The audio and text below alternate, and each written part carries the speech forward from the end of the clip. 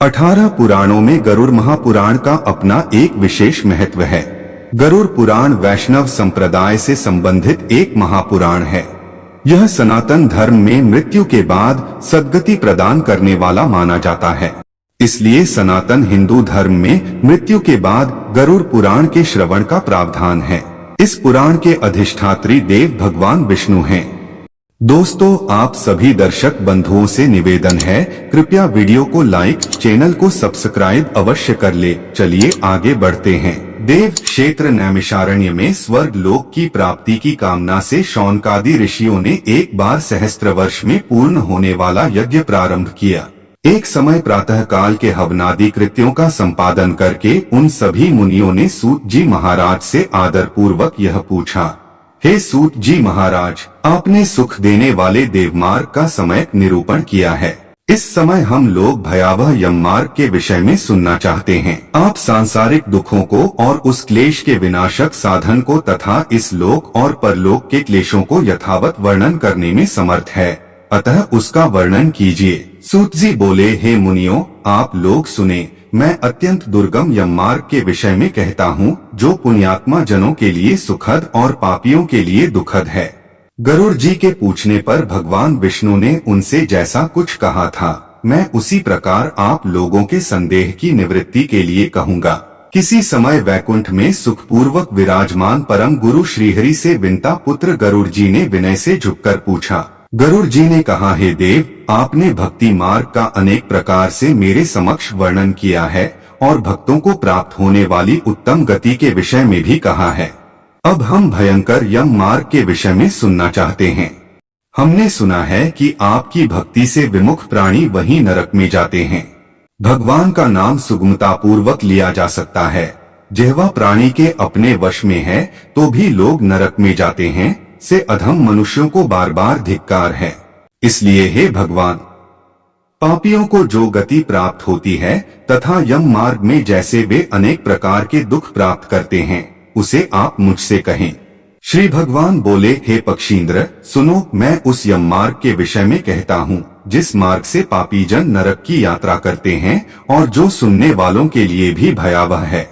हे गरुण राज, जो प्राणी सदा पाप परायण है, दया और धर्म से रहित हैं, जो दुष्ट लोगों की संगति में रहते हैं, सत्शास्त्र और सत्संगति से विमुख है, जो अपने को स्वयं प्रतिष्ठित मानते हैं, अहंकारी हैं तथा धन और मान के मद से चूर हैं, आसुरी शक्ति को प्राप्त हैं तथा दैवी संपत्ति से रहित हैं, जिनका चित्त अनेक विषयों में आसक्त होने से भ्रांत हैं, जो मोह के जाल में फंसे हैं और कामनाओं के भोग में ही लगे हैं, से व्यक्ति अपवित्र नरक में गिरते हैं।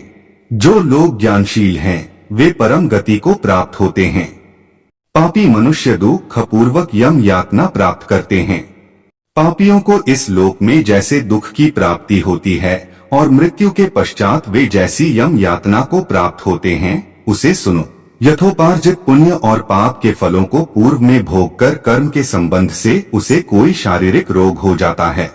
आदि मानसिक रोग और व्याधि शारीरिक रोग से युक्त तथा जीवन धारण करने की आशा से उत्कंठित उस व्यक्ति की जानकारी के बिना ही सर्प की भांति बलवान काल उसके समीप आ पहुंचता है। उस मृत्यु की संप्राप्ति की स्थिति में भी उसे वैराग्य नहीं होता। उसने जिनका भरण पोषण किया था, उन्हीं के द्वारा उसका भरण पोषण होता है। वृद्धावस्था के कारण विकृत रूप वाला और मरणाभिमुख वह व्यक्ति घर में अवमानना पूर्वक दी हुई वस्तुओं को कुत्ते की भांति खाता हुआ जीवन व्यतीत करता है। वह रोगी हो जाता है, उसे मंदाग्नि हो जाती है और उसका आहार तथा उसकी सभी चेष्टाएं कम हो जाती हैं। प्राण वायु के बाहर निकलते समय आंखें उलट जाती हैं, नाड़ियां कफ से रुक जाती हैं, उसे खांसी और श्वास लेने में प्रयत्न करना पड़ता है तथा कंठ से घुर घुर से शब्द निकलने लगते हैं। चिंतामग्न स्वजनों से घिरा हुआ तथा सोया हुआ वह व्यक्ति कालपाश के वशीभूत होने के कारण बुलाने पर भी नहीं बोलता। इस प्रकार कुटुंब के भरण पोषण में ही निरंतर लगा रहने वाला व्यक्ति अंत में रोते बिलखते बंधु बांधवों के बीच उत्कट वेदना से संज्ञाशून्य होकर मर जाता है। हे गरुड़, उस अंतिम क्षण में प्राणी को व्यापक दिव्य दृष्टि प्राप्त हो जाती है, जिससे वह लोक परलोक को एकत्र देखने लगता है। अतः चकित होकर वह कुछ भी नहीं कहना चाहता। यमदूतों के समीप आने पर भी सभी इंद्रियां विफल हो जाती हैं, चेतना जड़ीभूत हो जाती है और प्राण चलायमान हो जाते हैं। आतुरकाल में प्राण वायु के अपने स्थान से चल देने पर एक क्षण भी एक कल्प के समान प्रतीत होता है और 100 बिच्छुओं के डंक मारने जैसी पीड़ा होती है। वैसी पीड़ा का उस समय उसे अनुभव होने लगता है। वह मरणासन व्यक्ति फेन उगलने लगता है और उसका मुख लार से भर जाता है। पापी जनों के प्राणवायु गुदामार्ग से निकलते हैं। उस समय दोनों हाथों में पाश और दंड धारण किए नग्न दांतों को कटकटाते हुए क्रोधपूर्ण नेत्र वाले यम के 2 भयंकर दूत समीप में आते हैं। उन्हें देखकर भयभीत हृदय वाला वह मरणासन्न प्राणी मल मूत्र का विसर्जन करने लगता है। अपने 5 भौतिक शरीर से हाय हाय करते हुए निकलता हुआ तथा यमदूतों के द्वारा पकड़ा हुआ वह अंगुष्ठ मात्र प्रमाण का पुरुष अपने घर को देखता हुआ यमदूतों के द्वारा यातना देह से ढक कर के गले में बलपूर्वक पाशों से बांधकर सुदूर यम मार्ग यातना के लिए उसी प्रकार ले जाया जाता है जिस प्रकार राजपुरुष दंडनीय अपराधी को ले जाते हैं। यमदूत कहते हैं, रे दुष्ट, शीघ्र चल, तुम यमलोक जाओगे। आज तुम्हें हम सब कुंभीपाक आदि नरकों में शीघ्र ही ले जाएंगे। इस प्रकार यमदूतों की वाणी तथा बंधु बांधवों का रुदन सुनता हुआ वह जीव जोर से हाहाकार करके विलाप करता है और यमदूतों के द्वारा प्रताड़ित किया जाता है। यमदूतों की तर्जनाओं से उसका हृदय विदीर्ण हो जाता है, वह कांपने लगता है। रास्ते में कुत्ते काटते हैं और अपने पापों का स्मरण करता हुआ वह पीड़ित जीव यम मार्ग में चलता है।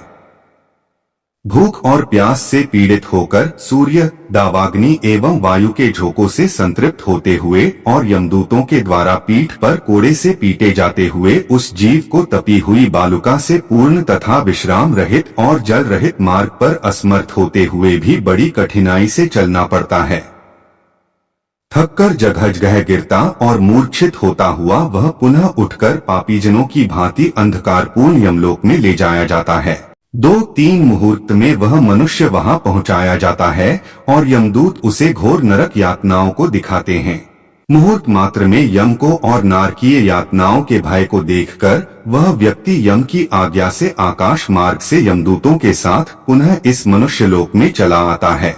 मनुष्य लोक में आकर अबादी वासना से बद्ध वह जीव देह में प्रविष्ट होने की इच्छा करता है, किंतु यमदूतों द्वारा पकड़कर पाश में बांध दिए जाने से भूख और प्यास से अत्यंत पीड़ित होकर रोता है। हे पक्षीराज, वह पापी प्राणी पुत्रों से दिए हुए पिंड तथा आतुर काल में दिए हुए दान को प्राप्त करता है तो भी उस नास्तिक को तृप्ति नहीं होती। पुत्रादि के द्वारा पापियों के उद्देश्य से किए गए श्राद्ध, दान तथा गंगाजलि उनके पास ठहरती नहीं। अतः पिंडदान का भोग करने पर भी वे क्षुधा से व्याकुल होकर यम मार्ग में जाते हैं। जिनका पिंडदान नहीं होता वे प्रेत रूप में होकर कल्पपर्यंत निर्जन वन में दुखी होकर भ्रमण करते रहते हैं। सैकड़ों करोड़ कल्प बीत जाने पर भी बिना भोग किए कर्म फल का नाश नहीं होता और जब तक वह पापी जीव यातनाओं का भोग नहीं कर लेता तब तक उसे मनुष्य शरीर भी प्राप्त नहीं होता। हे पक्षी, इसलिए पुत्र को चाहिए कि वह 10 दिनों तक प्रतिदिन पिंडदान करे। हे पक्षी श्रेष्ठ, वे पिंड प्रतिदिन 4 भागों में विभक्त होते हैं। उनमें 2 भाग तो प्रेत के देह के पंचभूतों की पुष्टि के लिए होते हैं, तीसरा भाग यमदूतों को प्राप्त होता है और चौथे भाग से उस जीव को आहार प्राप्त होता है। 9 रात दिनों में पिंड को प्राप्त करके प्रेत का शरीर बन जाता है और 10वें दिन उसमें बल की प्राप्ति होती है। हे खग, मृत व्यक्ति के देह के जल जाने पर पिंड के द्वारा पुनः 1 हाथ लंबा शरीर प्राप्त होता है, जिसके द्वारा वह प्राणी यमलोक के रास्ते में शुभ और अशुभ कर्मों के फल को भोगता है। पहले दिन जो पिंड दिया जाता है उससे उसका सिर बनता है, दूसरे दिन के पिंड से ग्रीवा, गर्दन और कंधे तथा तीसरे पिंड से हृदय बनता है, चौथे पिंड से पृष्ठभाग, पीठ, 5वें से नाभि, छठे तथा 7वें पिंड से क्रमशः कटी, कमर और गुहियांग उत्पन्न होते हैं, 8वें पिंड से उरु, जांघें और 9वें पिंड से जानु, घुटने तथा पैर बनते हैं। इस प्रकार 9 पिंडों से देह को प्राप्त करके 10वें पिंड से उसकी क्षुधा और तृषा, भूख प्यास ये दोनों जागृत होती हैं। इस पिंडज शरीर को प्राप्त करके भूख और प्यास से पीड़ित जीव 11वें तथा 12वें 2 दिन भोजन करता है। 13वें दिन यमदूतों के द्वारा बंदर की तरह बंधा हुआ वह प्राणी अकेला उस यम मार्ग में जाता है। हे खग, मार्ग में मिलने वाली वैतरणी को छोड़कर यमलोक के मार्ग की दूरी का प्रमाण 86,000 योजन है। वह प्रेत प्रतिदिन रात दिन में 247 योजन चलता है। मार्ग में आए हुए इन 16 पुरों नगर को पार करके पातकी व्यक्ति धर्मराज के भवन में जाता है। 1 सौम्यपुर, 2 सौरीपुर, 3 नगेंद्र भवन, 4 गंधर्वपुर, 5 शैलागम, 6 क्रौचपुर, 7 क्रूरपुर, 8 विचित्र भवन, 9 बहवापतपुर, 10 दुखदपुर, 11 नानाक्रंदपुर, 12 सुतप्त भवन, 13 रौद्रपुर, 14 पयोवर्षणपुर, 15 शीताढ्यपुर तथा 16 बहुभीतिपुर को पार करके इनके आगे यमपुरी में धर्मराज का भवन स्थित है। यमराज के दूतों के पाशों से बंधा हुआ पापी जीव रास्ते भर हाहाकार करता रोता हुआ अपने घर को छोड़ करके यमपुरी को जाता है। इस प्रकार गरुड़ पुराण के अंतर्गत पापियों के इस लोक तथा परलोक के दुख का निरूपण नामक पहला अध्याय पूर्ण हुआ।